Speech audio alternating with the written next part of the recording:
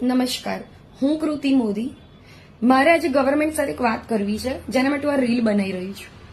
અને આ રીલ એટલે બનાવી રહી છું કારણ કે મારે નીટની જે અત્યારે વાત ચાલી રહી છે કે ફરીથી એક્ઝામ લેવાશે, મારે એ વિશે વાત કરવી છે ગવર્મેન્ટ સાથે.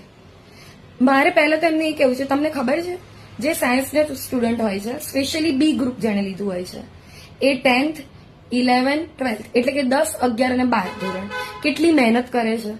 એ તો ઠીક, નીટની એક્ઝામ માટે લોકો કેટલી તૈયારી કરે છે, એમના પેરેન્ટ્સ કેટલી ફીસ ભરે છે અને કેટલા લોકો ડ્રીમ્સ જોવે છે. ડોક્ટર બનવું અત્યારે બિલકુલ ઇઝી નથી. આટલી બધી મહેનત કર્યા પછી બી ફ્રી સીટ માટે બી એ લોકોને કેટલી મહેનત કરવી પડે છે. અને હવે અચાનક ખબર પડે છે કે પેપર લીક થઈ ગયું છે.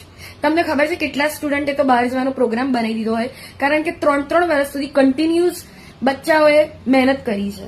કેટલા લોકો તો અહીંયા હશે બી નહીં, લોંગ ટ્રીપ પર ગયેલા હોય છે. અને હવે અચાનક જ એમને ત્યાં ખબર પડે કે એક્ઝામ ફરીથી લેવાશે, ફરીથી એમને રીડ કરવું પડશે. તમે વિચારો એ બચ્ચાઓ પર શું વીતશે. કોઈએ કરેલી ભૂલનું પરિણામ એ લોકોને કેમ મળે. મારે આ વિશે વાત કરવી છે. તમારે એક્ઝામ ફરીથી ના લેવી જોઈએ.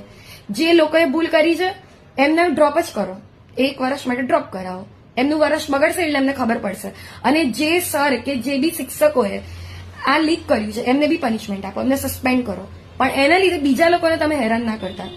મારી વાત સાથે જે બી સહેમત હોય એ પ્લીઝ મને કોમેન્ટ કરે અને મારો આ વિડીયો જેટલો બી બને એટલો આગળ ફોરવર્ડ કરે.